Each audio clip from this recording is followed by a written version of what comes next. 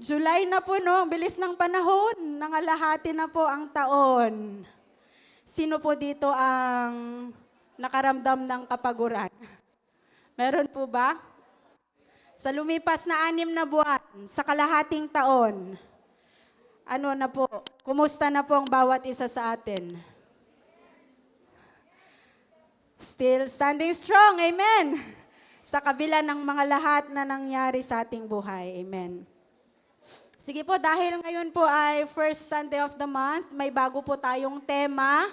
Ang tema po natin for this month of July, Christ's presence is the answer, regaining strength to carry on. Amen. Kasi half the year has passed and for some of us, the journey hasn't been easy. Nag-journey na po tayo ng 6 na buwan, no? At alam ko po, kahit di nyo po sabihin, may mga hindi madaling pinagdaanan sa journey natin. Amen po ba? May nakaka-relate po ba? O lahat maganda ang nangyari? Amen? Sana all. Pero all things work together for our good, maganda man o hindi maganda yung nangyari na yan. Pag nasa Panginoon tayo, ang lahat ng bagay ay pinagtutugma-tugma niya. Ang lahat ng bagay ay nagiging maganda. Amen. Amen. So the challenges we've been through may have drained us. Baka nung January po, no, full battery po tayo. Fully charged, 100%. Come Feb, come March, April, May, unti-unti pong bumababa yung battery natin. May iba siguro nangalahati na, no, 50% na lang. Or baka meron po dito nasa 20% or 19% naka-red na po, ano. Meron po ba? And yung battery drain natin or yung low, it leave us wondering where to find strength to last through the end of the year. Kasi kalahati pa lang ng taon paubos na yung battery. Paano na kaya yung next 6 months? Paano kaya yung masusunod na araw at buwan? But brothers and sisters, here's the good news. Lagi pong may good news. Lagi pong may magandang balita. Amen po. And the good news is that Jesus is inviting you to come to Him. And when you do, He promised to give you rest. As it is said in His Word in Matthew 11 verse 28, ano pong sabi doon? Sabay-sabay nga po nating basahin. Next slide po. Tignan po natin yung ating main verse. Then Jesus said, basa po, "Come to me, all of you who are weary and carry heavy burdens, and I will give you rest." Matthew 11 verse 28. So come, yun po ang paanyaya ng ating Panginoon. And recharge. Kasi nga, bumaba na po yung percentage ng battery natin. Magpa-charge po tayo sa ating Panginoon. Recharge in His loving presence. Kasi ang pangako po niya, He is waiting for you. Amen? Naghihintay po ang ating Panginoon na tayo po ay muling lumapit, bumalik, tumawag sa Kanya. Amen. Ang pag-aaralan po natin, ang pamagat po, pinamagatan pong Jesus Invitation to Rest. Ini-invite, inaanyayahan po tayo ng ating Panginoon na magpahinga. Pahinga-pahinga din pag may time. Amen. Bakasyon din pag may time. We are thankful, we are blessed. Nandito si Jolly. After how many years, nakasama ulit natin, nakapagbakasyon. Amen. So, may time ng pagpapahinga, may time ng pagbabakasyon, may time sa lahat ng bagay. Amen. Ang main text po natin, balikan lang po natin, Matthew 11:28, sabi po doon, "Come to me, all you who labor and are heavy laden, and I will give you rest." Amen. In our introduction, may tanong po dyan para sa ating lahat. Have you ever reached a point where you whispered to yourself, "I can't do this anymore"? Dumating po ba sa punto sa buhay natin na nasabi natin sa sarili natin, "Di ko na to kaya. Give up na ako. Suko na ako. Or hinang-hina na ako. Punong-puno na ako. Di na kaya ng powers ko." Amen. Kasi limited po tayo Meron po ba pagkakataon na ganon? Many times, amen. There's a woman I know. Kilala po akong isang babae, a faithful woman in church. Tapat po, naglilingkod sa Diyos, nagpapagamit sa Diyos, binubuhos ang lahat para sa Panginoon. Hardworking, para sa kanyang pamilya, para sa kanyang mga mahal sa buhay, ginagawa niya lahat. Always smiling. Laging nakikitang nakangiti, malakas, matatag. So, hindi mo aakalain na darating sa punto na sasabihin niyang hindi ko na kaya. But one day, she locked herself in her room and cried silently for hours. Dumating yung punto, pumasok siya, mag-isa doon sa kwarto niya, sinarado niya, umiiyak, silently. Wala naman siyang ibang magawa kundi dahil siya nga po ay nakakilala sa Diyos, may alam na Diyos na tatakbuhan, wala siyang ibang magawa kundi umiyak at manalangin. And while she is crying, naisip niya lahat ng mga problema, lahat ng bumabagabag sa kanya. Bills are piling up. Sunod-sunod ang mga bayarin. Hindi niya alam kung saan kukuha ng pambayad. Her child was sick. Dagdag pa na may sakit ang kanyang anak. And she had just lost her job. Jobless pa. But she prayed, and the heavens felt silent. Saklap po, no? Ang bigat ng kalagayan, nalangin siya, at walang tugon, tahimik ang kalangitan. In her pain, she said, Lord, where are you? Asan ka ba, Lord? Andyan ka pa ba? Sinasamahan mo pa ba ako? May maaasahan pa ba ako? Then she opened her Bible and her eyes landed on Matthew chapter 11, verse 28. Binasa niya po ito, Come to me, all you who labor and are heavy laden, and I will give you rest. And that night, she didn't just read the scripture. Hindi lang niya basta binasa ang salita ng Diyos, but she encountered the presence of Christ. She felt peace that made no sense. She had strength she didn't think she had. Nakaramdam po siya ng di malirip na kapayapaan. Nakaranas po siya, nagkaroon siya ng pag-asa, yung akala niyang wala ng pag-asa. She thought her hope was gone. But as she meditated and as she read the Word of God, she was strengthened. Ang thought po for us to ponder today, we are living in a world that says, push through.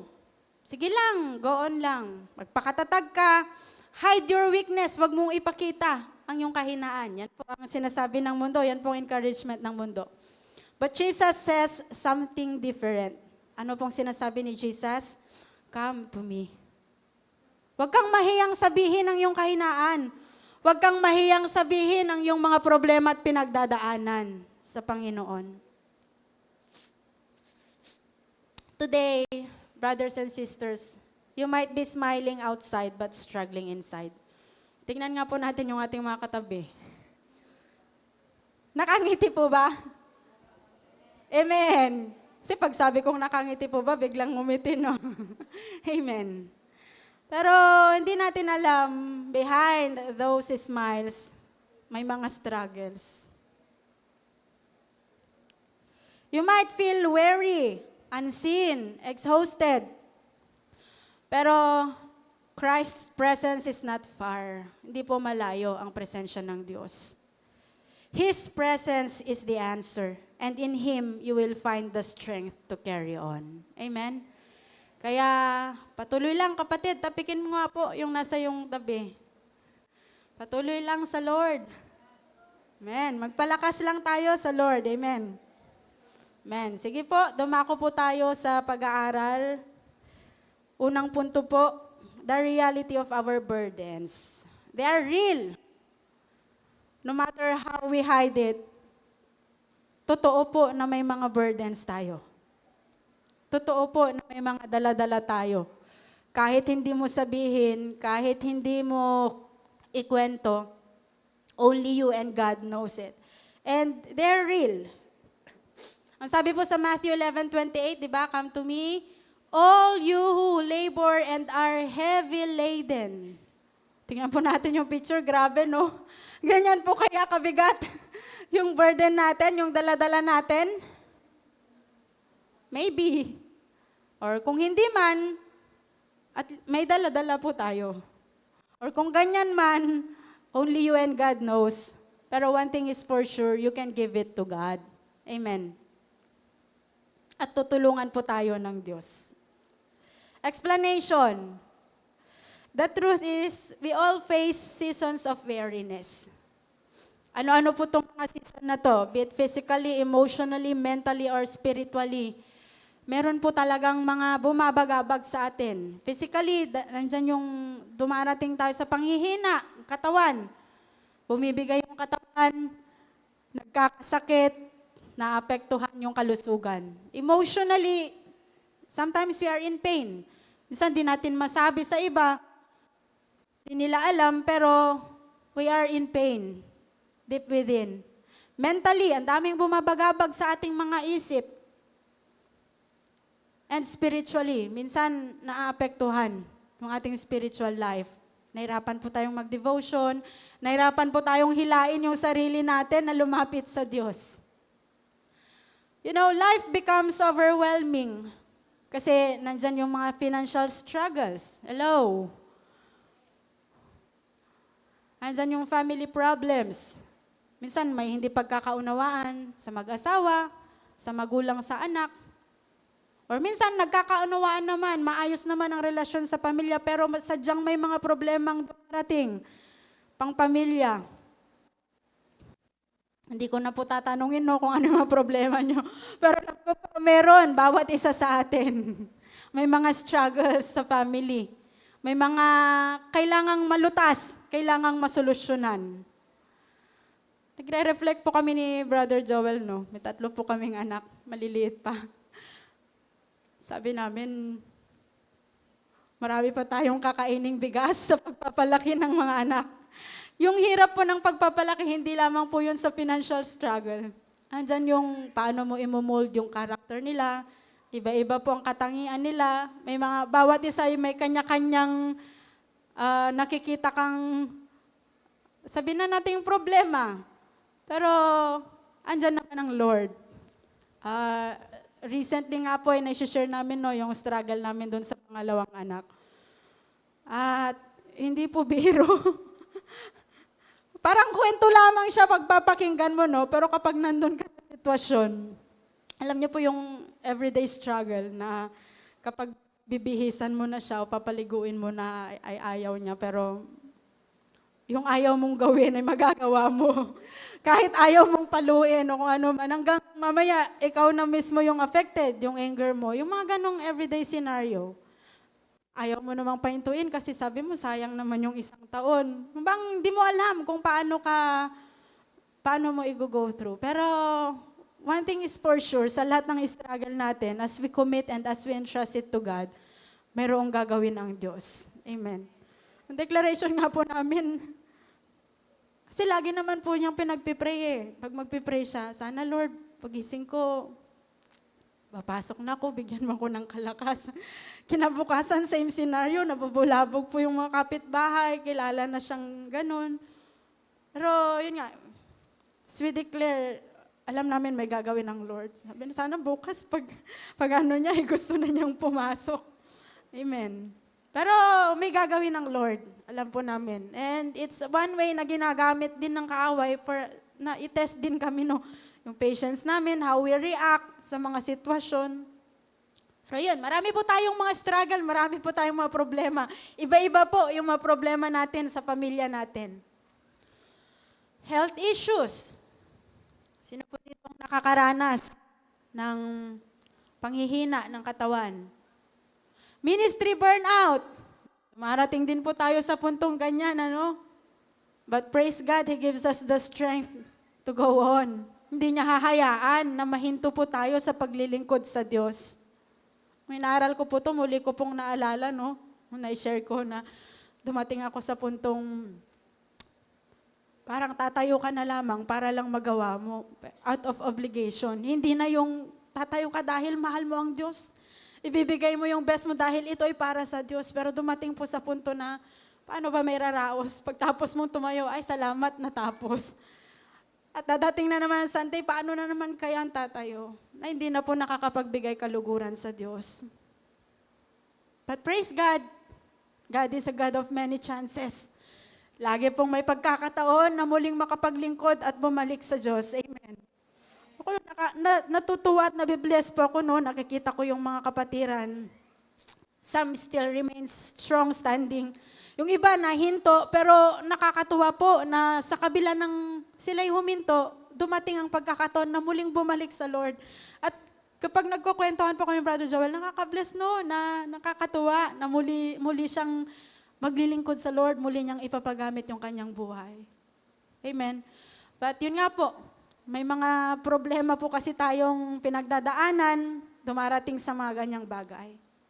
Grief and loss, ito isa po sa matinding pagsubok din na pinagdadaanan natin. Some of us here, nakaranas po, kawalan ng mahal sa buhay at isa pong mabigat na karanasan.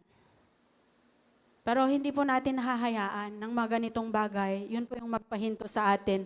Yun po yung magpahina sa atin. Amen? That's why sa kalagitnaan po ng taon, nagbigay po ng magandang tema sa atin para magpaalala na kailangan lang nating magpa-recharge sa Lord. Kung tayo man ay nanghina na, dala ng mga bagay-bagay na ito, meron pong Diyos na muling magbibigay sa atin ng lakas, ng power. Para yung battery natin bumalik po sa 100%. Amen. Yung pagka-charge. At muli, maging malakas tayong harapin yung mga susunod pang araw at susunod pang buwan sa ating buhay. Amen? Sige po, palakpakan po natin ang Lord. He deserves the best. Amen. Isang illustration po natin dyan na yun nga po, next slide, yung kagaya ng isang cellphone. Like a phone drained of battery, no matter how high-tech it is, it's useless without power. Gano'n man kamahal yung cellphone na yan, latest man yan, ano mang model yan, pinakasikat mang model, kung wala pong battery, kung hindi po na-charge, hindi mo po siya magagamit. Amen. And like any other gadget, hindi lamang po ang cellphone. Kahit yung mga appliances natin, kung walang kuryente, di mo magagamit. So we are the same. Without rest and renewal, we cannot function. Kaya mahalaga po may panahon at pagkakataon na tayo po ay magpahinga at tayo po ay muling humugot ng lakas doon sa totoong source ng lakas. Wala pong iba kundi ang ating Panginoon. Amen. Sige po, palakpakan po natin muli ang Lord. A very best example po, a mighty man of God, si Elijah. Sino pong nakakilala kay Elijah? Amen. Kilala po natin siya, sikat po siya sa kwento niya in 1 Kings chapter 18. Ano pong ginawa niya doon? Pinababa niya ang apoy. Pinahiya niya ang mga propeta ni Baal. Dahil yung Diyos niya, yun yung totoong Diyos. Through his life, God's power is displayed and manifested. Pero what happened next? After po ng dakilang bagay na nangyari, 1 Kings chapter 18 po, no? May miracle, may ginawa ang Lord sa buhay niya. But in 1 Kings chapter 19, the next chapter, ano pong nangyari? Elijah in 1 Kings chapter 19 was a prophet who felt exhausted and wanted to give up. Hindi nga lang po gumive up eh. Tignan po natin kung anong sinabi niya. The prophet Elijah is overwhelmed and exhausted, both physically and spiritually, after a dramatic and intense showdown with the prophets of Baal on Mount Carmel, sa 1 Kings 18. There, he called down fire from heaven to prove that the God of Israel is the true God, and he oversaw the execution of hundreds of Baal's prophets. However, instead of bringing national repentance, ito po kasi yung nagpahina kay Elijah. Sa kabila ng mga nakita ng mga tao na pagbaba ng kapangyarihan ng Diyos, ano pong sumunod na pangyayari sa buhay niya? Elijah's victory leads to a death threat from Queen Jezebel, who vows to kill him. Nagkaroon po siya ng death threat after po nang nangyari na pinababa niya ang apoy, ang kapangyarihan ng Diyos.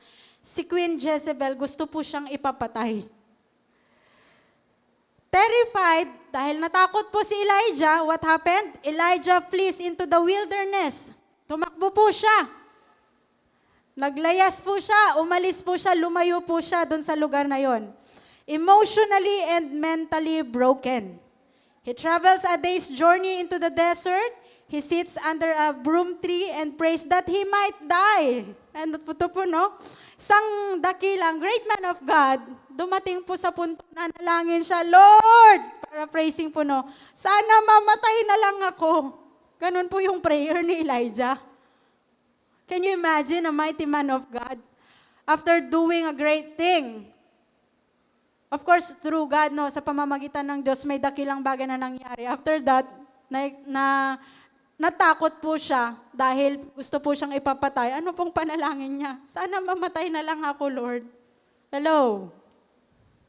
Siguro wala naman po sa atin dito, no, nanalangin na, Lord, sana mamatay na lang ako. Pero sigurado po, meron po sa ating kalagitnaan, dumarating sa punto na, bakit ganito na nang nangyayari, Lord? Amen. Ang prayer niya po, ang sabi niya, 1 Kings chapter 19 verse 4, I have had enough, Lord. He said, take my life. I am no better than my ancestors. Kunin mo na lang ako, Lord. Kunin mo na lang ang buhay ko. But in response, buti na lang, hindi sinagot ng Lord yung prayer niya, no? Hindi siya kinuha. Kasi alam ng Diyos na may purpose pa ang buhay niya. In response, God doesn't rebuke Elijah. Hindi po nagalit ang Diyos kay Elijah. Instead, ano pong ginawa ng Diyos? He sent an angel to care for him. Nagpadala po ang Diyos ng isang anghel para mag-alaga kay Elijah, providing food and letting him rest. Paraphrasing po, no, ayan, kumain ka muna. Magpahinga ka muna, pagod ka na kasi eh. Hindi siya pinagalitan. Ano bang ginagawa mo dyan, Elijah? Bakit ka nagmumukmok?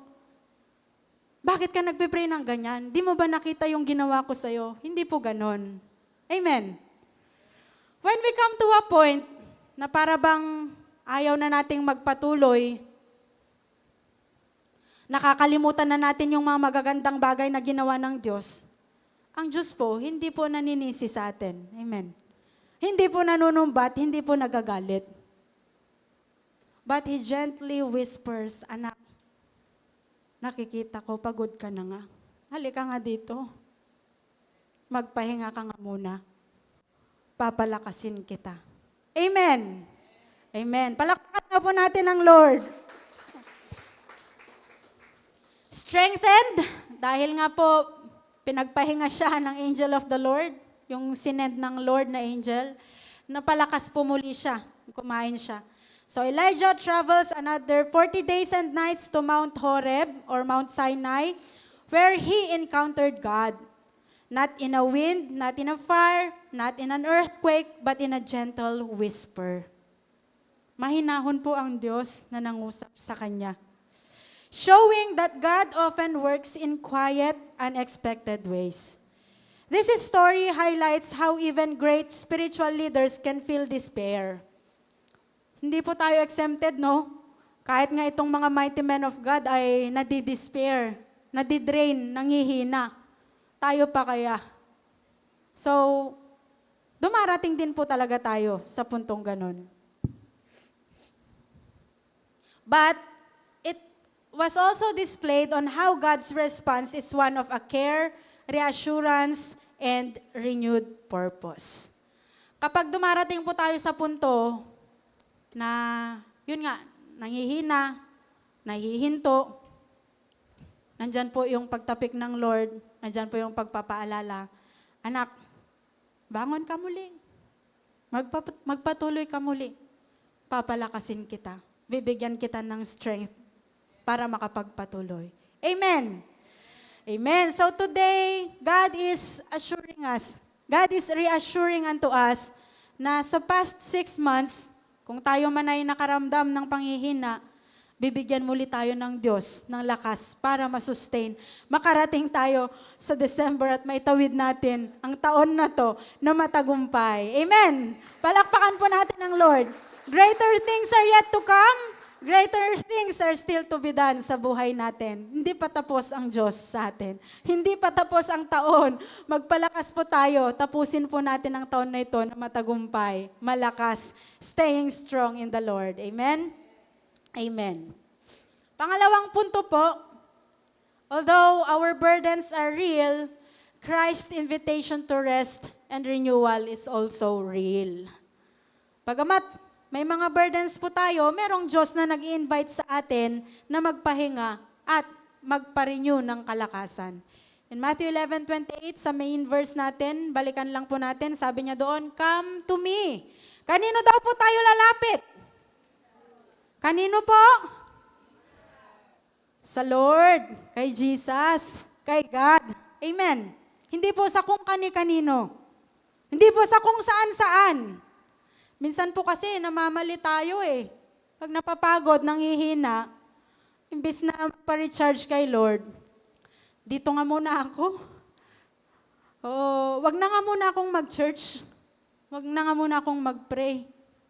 Iba po yung pinupuntahan natin. Pero ang panawagan po ng Lord, come to me. Sabi niya po sa Psalm chapter 46 verse 1, God is our refuge and strength, an ever-present help in trouble. Kapag tayo po'y may problema, kapag tayo po'y nanghihina, meron pong Diyos na matatakbuhan. We have a refuge. And we can find strength in Him. Also in John chapter 15 verse 5, next slide po, sabi niya po doon, apart from me, you can do nothing. Kaya sa Kanya lamang po tayo lalapit. Amen. Sa Kanya lamang po tayo magpapa-recharge. Kasi baka pag sa iba tayo magpa-recharge, ilang oras na, ang tagal-tagal nang naka-charge, imbis na ma-recharge, nagdi-discharge. Di ba? May mga experience kayong ganon? Tagal lang nakasaksak yung phone, na-expect mo, pagkuha mo ay okay na, magagamit mo na. Imbis na mag-charge, nag-discharge. Kasi, di pala nakasaksak ng mabuti. Or kasi, sira yung charger.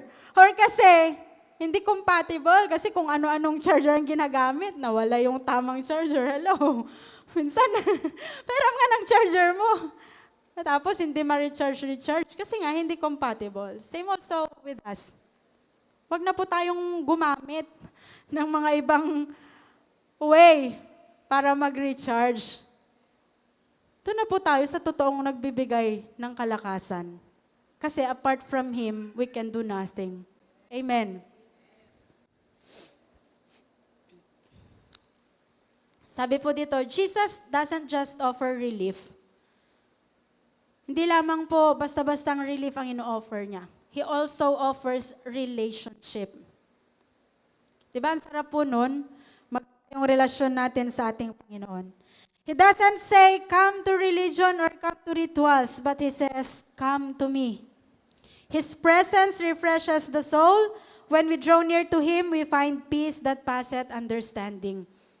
Yun nga po, kagaya ng kwento kanina, nung isang babae, pagkatapos niyang manalangin, di niya maipaliwanag yung kapayapaan na nararamdaman niya. Kasi only Jesus is the source of true peace. Next slide po. In Philippians chapter 4 verse 7, sabi po dito, the peace of God, which transcends all understanding, will guard your hearts and your minds in Christ Jesus. So kapag nagugulumihanan po tayo, nababagabag, doon po tayo sa totoong nagbibigay ng kapayapaan. Takbo po tayo, lapit po tayo sa ating Panginoon. In 2 Corinthians chapter 12 verse 9, ano sabi po doon? He gives strength in our weaknesses. For my grace is sufficient for you, for my power is made perfect in weakness. Yan po yung expertise ng Lord when we are weak. doon po namamalas, doon po napapakita ang kapangyarihan ng Diyos. When we are powerless, when we are helpless, when we can't do anything, pag di na natin kaya, wala na tayong magagawa, suko na tayo sa Diyos. Diyan po magaling ang Diyos. Ang kapangyarihan niya po, namamalas at nakikita natin. Amen. In Romans chapter 15, verse 13, hope, in hopeless places, we have God. We can find hope. Sabi po dito, may the God of hope fill you with all joy and peace as you trust to Him, so that you may overflow with hope by the power of the Holy Spirit. So, kagaya po nung babae kanina, wala nang pag-asa. As she trusted God, as she prayed, nakaramdam siya na sa Diyos may pag-asa. Amen. Now, in our illustration, imagine carrying a heavy backpack. Siguro naman lahat tayo may backpack or nakakita na or nagkaroon na ng backpack. At kapag punong-puno po ito, mabigat. Mahirap dalhin. But if you imagine someone comes along and offers to carry it for you and walk with you, nawawala yung bigat na dala mo. Amen.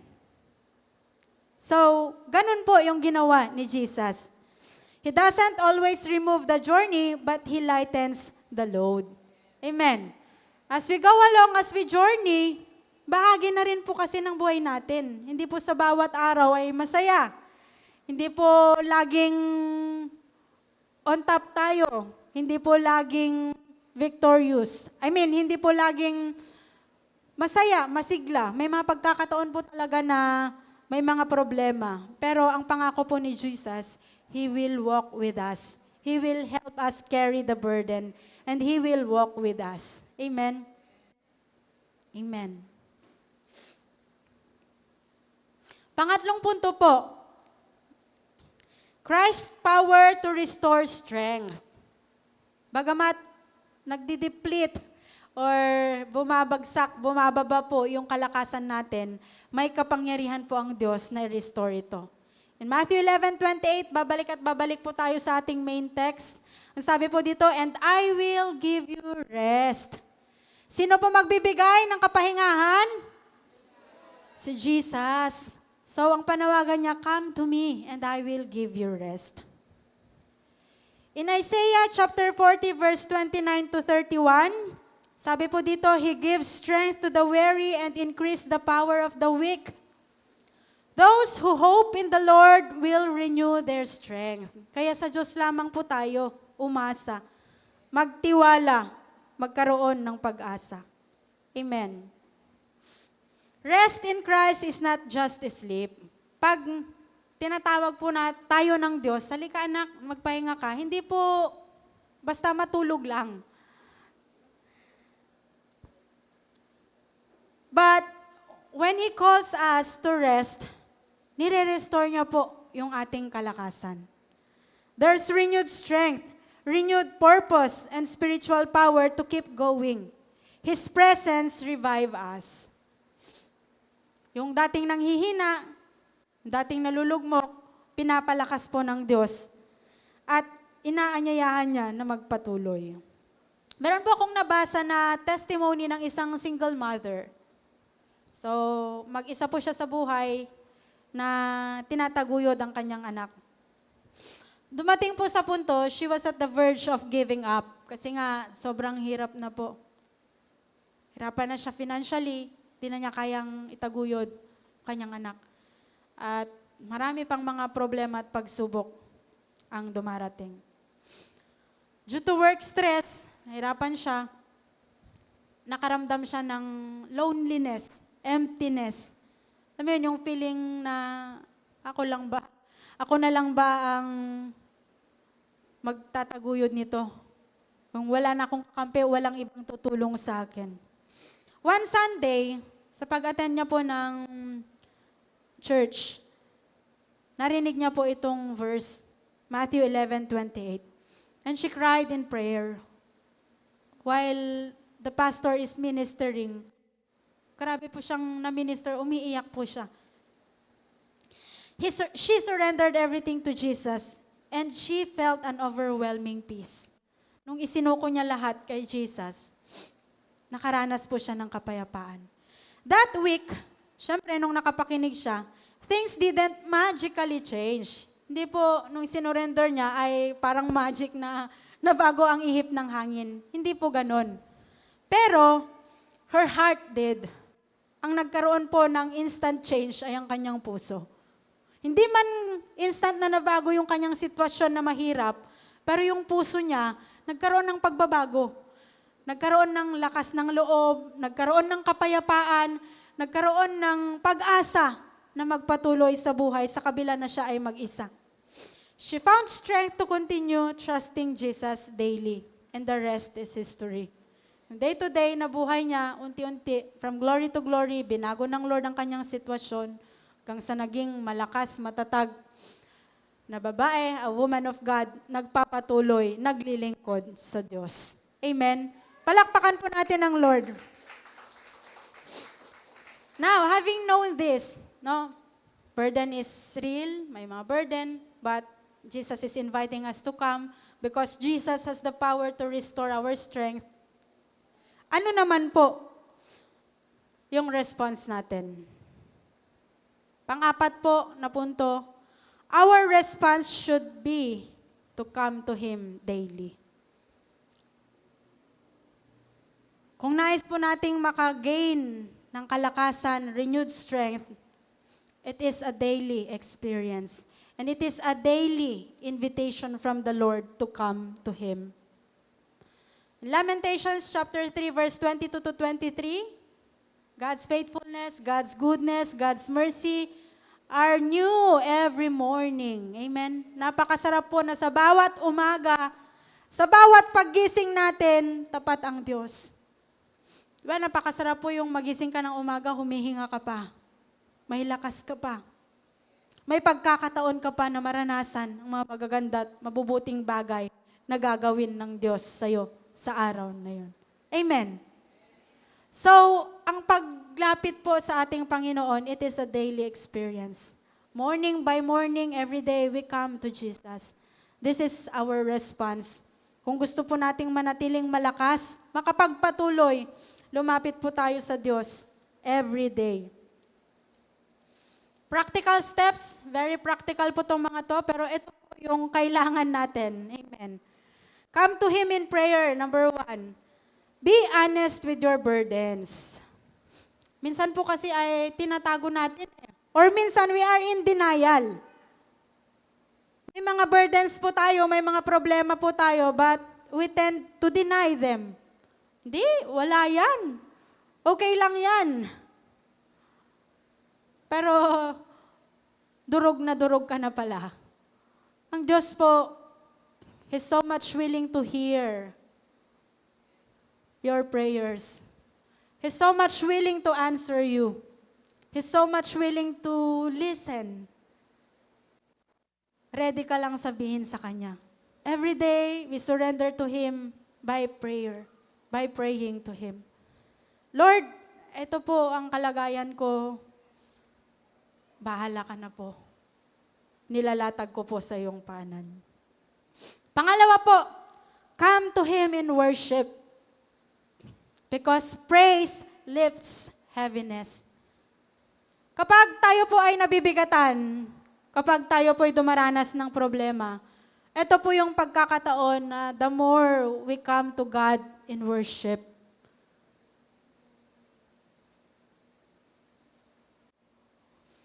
Imbes po na malugmok tayo o magmukmok tayo, mag-praise po tayo, purihin po natin ang Diyos, alalahanin po natin yung mga magagandang bagay na nagawa niya sa buhay natin at ibalik natin ang papuri at pasasalamat sa Kanya. Pansinin niyo po, kapag problemado ka at sinubukan mong minsan sisimulan mo sa makikinig ka lang ng worship, hanggang sa ikaw na mismo yung nag-worship, nag-flow na, nakakalimutan mo yung problema nawawala Amen? Napapawi, napapalitan ng pagpupuri at pagpapasalamat sa Diyos. Imbes na maisip mo, gaano kabigat yung problema, maisip mo, how blessed you are. Na Lord, wala lang pala yung mga problema na yun compared sa mga blessings na binigay mo na sa akin. And for that, you are worthy to be praised. Karapat-dapat na magpuri ako sa iyo, sumamba ko sa iyo. Ibalik ko sa iyo ang papuri at pasasalamat. Amen. And when we do, gumagaan ang lahat ng bagay. Amen. Amen. Pangatlo po, come to Him in His Word because His truth gives direction. Pag tayo po ay nalilito, di na natin alam kung anong gagawin natin, let His Word enlighten us. And let His Word direct us. Hayaan po nating mangusap ang Diyos sa atin sa pamamagitan ng Kanyang salita. Makapenetrate yung salita ng Diyos sa puso natin. At yun yung magbigay sa atin ng direction sa kung anong tamang gawin. Anong dapat gawin. Paano magpatuloy sa Panginoon. Amen. And finally, number 4, come to Him in community. Let others help carry your load. Kapatid, hindi ka po nag-iisa. Here in this church, we are one family. Isa po sa one great thing that we are so much grateful for, we found a family here. Isang pamilya na totoong nagmamahal at nag-care. Amen. Kapatid, yung katabi mo, pwede bang tapikin mo na? Nandito lang ako. Sabihin mo, nandito lang ako. Siguro nakikita nating pangiti-ngiti lang, or minsan din siya nag-share ng kanyang problema, but we don't know deep inside ay hurting. But we are one family. As we come to God as one united family, brothers and sisters in Christ, gumagaan po ang lahat ng bagay. Gaano man kahirap. Siguro po as a practical application, no? Pwede po bang babae sa babae, lalaki sa lalaki, humanap po kayo ng iyakapin nyo. Or tapikin lang. Sabihin mo, sister, brother, nandito lang ako lagi para sa'yo. Kung may problema ka, you can share it to me. Papanalangin kita. Amen. At sa oras na to, pwede po bang tayong lahat ay tumayo sa Panginoon? At ilapit po natin sa Diyos. Ano mang meron tayo. At salamat sa Diyos, Kanyang presensya, ang kasagutan at katugunan sa lahat. Ano mang mga problemang meron tayo o pinagdaanan natin, papalakasin po tayo ng Lord, makakapagpatuloy po tayo for the next months sa buhay natin. At mananatili po tayong mapagtagumpay. Amen? Sige po, umawit po tayo sa Panginoon. Times of refreshing. Hallelujah. Taas po natin yung ating kamay. Here in your And let us allow the Lord to minister unto us. Sige po, you and God alone.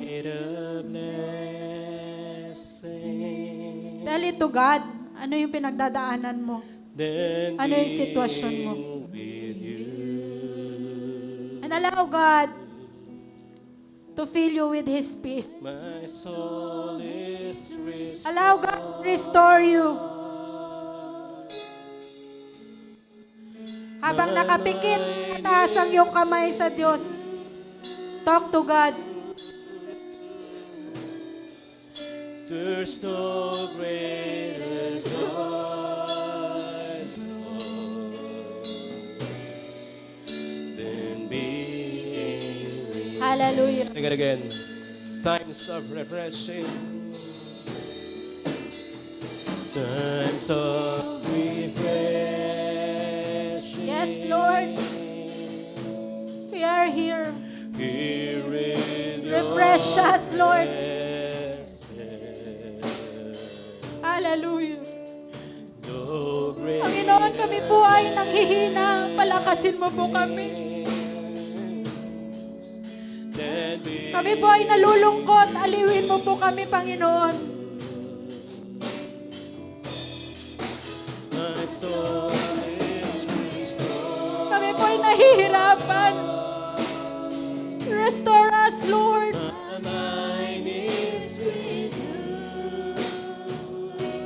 your presence, Lord, fill us. There's no greater joy. Hallelujah. Sige po, you are free to come and lay your worries to God. Inaanyayahan ka, kapatid ng Diyos, na lumapit. Ibigay mo sa Diyos ang iyong kalungkot at kabiguan. Kaya mo ang Diyos ang magpalakas sa iyo. Malaya po tayong lumapit sa harapan. Magpa-recharge sa Lord. Hallelujah. You can come forward kung gusto mong makaranas ng pagpapalakas ng Diyos. Hallelujah. My mind is renewed. Nananawagan ng Diyos, kapatid. There's no greater. He's so much willing to embrace you. He's so much willing to comfort you and strengthen you.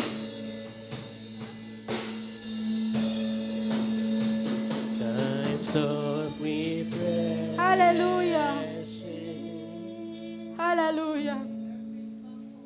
Here in your presence. Sige po, let's enjoy the presence of God. No God is waiting for you here. God wants to embrace you today. Hallelujah. Ilapit mo sa Kanya, kapatid. Hindi ka bibiguin ng Diyos. May you be strengthened. May you be refreshed. You can come forward kung gusto mong makaranas ng pagpapalakas ng Diyos. Hallelujah. For only in His presence no you can feel peace and strength. Hallelujah. Hallelujah. greater be. Hallelujah. Yes. Enjoy the presence of God. The times of Hallelujah. Refresh us, Lord. Refresh your people, Lord. Bless your people, God. Sino man ang may pangangailangan sa Diyos, malaya kang lumapit, kapatid. Sino man ang may problema, nabibigatan, naguguluhan, nalulungkot, nalulumbay, kapatid, nakikita ka ng Diyos. Gusto ka iwin at palakasin ng Diyos, lumapit ka sa Kanya. Hallelujah. Hallelujah.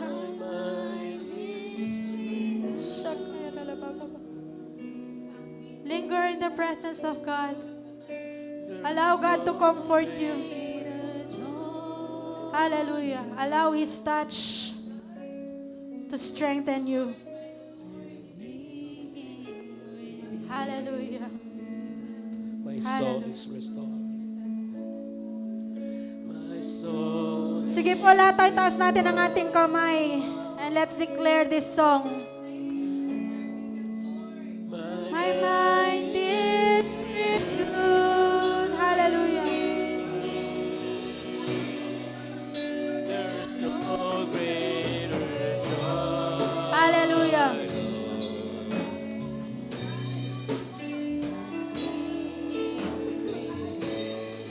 My soul is restored, Lord. My soul is restored. My soul is restored. Hallelujah. Mine is renewed. Thank you, Lord. Hallelujah. Hallelujah. Hallelujah. Thank you, Lord, for restoring your people. Fill your people, oh God. My soul is Strengthen your restored, Lord. people. My soul is Hallelujah. Yes. Touch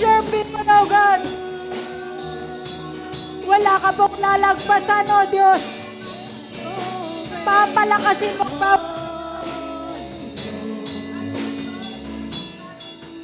palalakasin mo, Panginoon, ng nangihina. Soul is restored. You will restore, God. Hallelujah. You will strengthen your people today. You will empower your people, God. Hallelujah. You will comfort your people, oh God. We will touch your people, oh God, with a special touch. Sa umagang ito, Panginoon, ang iyong kakaibang paghipo ay mararanasan namin. As we lay everything to you, Lord. The peace that passeth all understanding be upon us. The strength to carry on, to move forward. Mararanasan ng iyong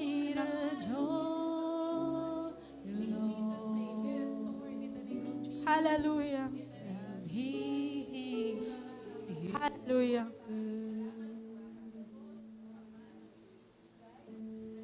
Continue to linger in the presence of God. Let His mighty, awesome presence fill these four corners of the church and touch every heart. Nasaan ka man, kapatid? Nakikita ka ng Diyos. Hinihipo ka ng Diyos. Pinapalakas ka ng Diyos. Pinapatatag ka ng Diyos. You can do everything through Christ who strengthens you. You are victorious in Christ Jesus. Hallelujah. Hallelujah. Let's continue to feel the presence of God. Hallelujah. And thank God for what He has done to you this day. Thank the Lord. Hallelujah. Hallelujah. Hallelujah.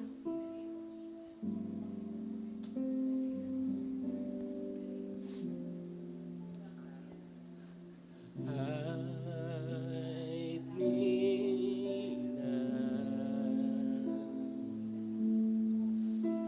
Continue to worship the Lord.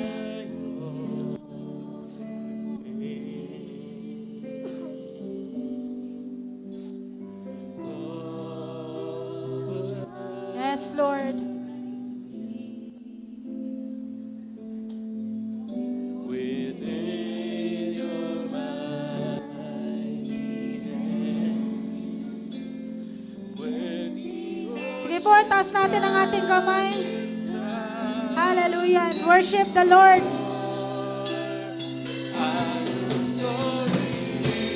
Yes, Lord. Hallelujah. know you, where the oceans rise and down, Kapatid, damhin mo ang pagpapalakas ng Diyos sa iyo. sorry, And thank God for the strength, the comfort that He has given you today. Father, you are King over the and I will be still, though you are God. Thank you, Lord, for blessing your people today with strength and courage and power to move on. Selyuhan mo, O Diyos, ang kapayapaan, kalakasan, katagumpayan na tinanggap ng iyong mga anak. Lalabas po kaming lahat sa lugar na ito, fully recharged, strengthened, and empowered. Patuloy, O Diyos, binabalik namin sa iyo ang lahat ng papuri at pasasalamat sa pangalan ni Jesus. Amen and amen.